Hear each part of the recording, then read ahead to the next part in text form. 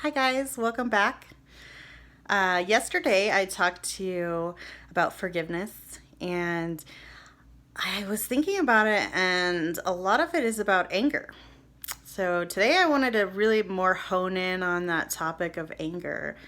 And when we have those feelings, the answer is going to come to turning to a higher power, turning to the God that we know that knows us. If you don't know a God, you need to find one, and the best advice, I put a thing out to Facebook and said, what is the best quote or the best thing you've ever heard, or the best quote, I think is what I asked. And the best quote, the best thing that I've ever had told to me was, if your higher power is not bigger than all the problems that you face, you need to get a bigger concept of what a higher power is. And that was the best advice I've ever heard. So I wanted to share that with you, because to face these problems in our lives, like anger and these really powerful emotions, we need to look to something bigger and better than us.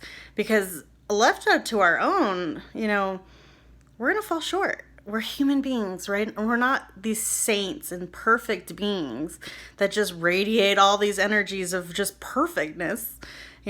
We do have good qualities, and God does dwell within us, and we do have creative powers, and we are amazing, right? But we're going to fall short.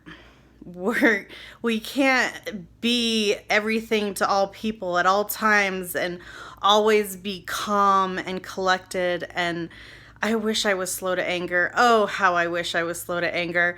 And I'm working on that. I'm definitely working on that. But I need God's help, right? I need to turn my eyes to Him. I need to focus back on the simple things of what is God? What does He look like? What does He want from me? How can I put my will in alignment with His will? Because that's when He wants us to be vibrant and alive, and that energy that I'm talking about being free and wild and with compassion and with charisma and all this good stuff that God put in us. When we get aligned in His vision, and He wants us to take off. And that's what He wants for us. He wants us to turn our focus to Him whenever we're facing hardships, whenever we're in doubt, whenever we're in fear. And right now we are in bad shape. I think the world, with this pandemic going on, we need to just shift, right? Shift to what God has for us. There's some bigger picture here. This is just a little ripple in the world. And if this little ripple can make some positive changes in our world, let's let it. Let's let these little ripples, these little things that happen in our life that kind of change our attitude, change our perspective, give us a little insight, have it be a little different, see it from a different angle. And those are the things that are going to benefit from having this weird thing happen, that we weren't expecting. I mean, I guess some people were expecting it. But anyways, that's a whole nother topic. But we need to just turn back to Him. Turn away from your phones, turn away from the news, turn away from politics, and turn away from any person that's going to fulfill you. Because they're not. They're not going to give you the answers. They don't know. They're giving their best opinion, and it's probably wrong. Everyone the answer is, I don't know. I don't know. That's what every human being on this planet knows about this pandemic. Exactly, I don't know. So, who are we going to look to for answers? Oh, yeah, there's like something outside of this universe. There's some sort of willpower of an almighty source, and I'm going to look to that for answers. I'm going to look to an eternal answer, right? Like, not to something that is just confined to the earthly life that we're living today, but turn to the answers of what is the spiritual energy? Why is this happening to our world? I think there needs to just be a shift, that we're so stuck in old ways of thinking that we need some big bomb to go off, and this bomb is germs and gross disease that's killing tons of people. And it's very sad, and we don't want more people to die than necessary, so we're doing all these precautions. So there has to be some rhyme and reason, because he uses all things for his good.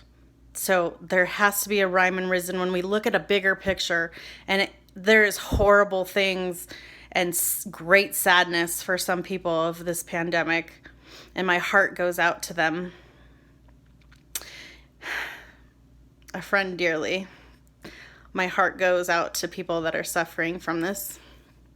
And so there's a rhyme and a reason. I have to go back to faith. I have to have faith to know that there's some bigger reason.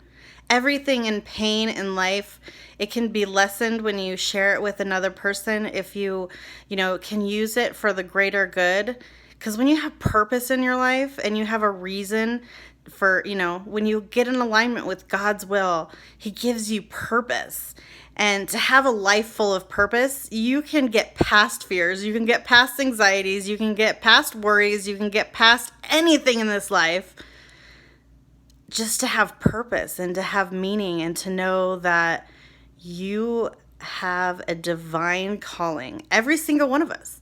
If you're on this planet, you have a reason to be here. You have something that God said you need to be on this planet. If God had called you back, someone has been calling you back, that soul had something to do in heaven, and that only he could do, or she could do, in heaven. And if you're on this planet, he's not done with you yet. He's got work to do on you, and he's got a plan for you, and he's there. He is there. Put your hand in his and just keep going. Get purpose, get meaning, get in alignment with your vocation. What are you meant to do? Not your occupation, but your vocation. What does your spirit tell you that this is what God has called you to do? What burns in your soul to say, this is what I want my footprint in this world to look like? Chase that. Chase what God has put on your heart and called to you. Because if we all turn to each other and start showing our light and our love to each other, this place can be a better place. This world can remnant of good things, and there is angels watching us, and there is divine energy that wants to pull us in his way, right? In his calling. And he will rejoice when we come together and we just emanate love and want to come into his will and to just live that out loud. That's what he wants. It's gonna abundance. It's gonna be like a snowball coming down the mountain, and just good things. I just see good things if we can just look to love and light, and I think that's the answer. So I'm hitting my 8-minute mark. I think that's what I'm keeping my little podcast, vodcasts, or video casts, or I still don't know what to call it, guys. But I'm gonna wrap it up. Tune in to me later, okay? Bye, guys.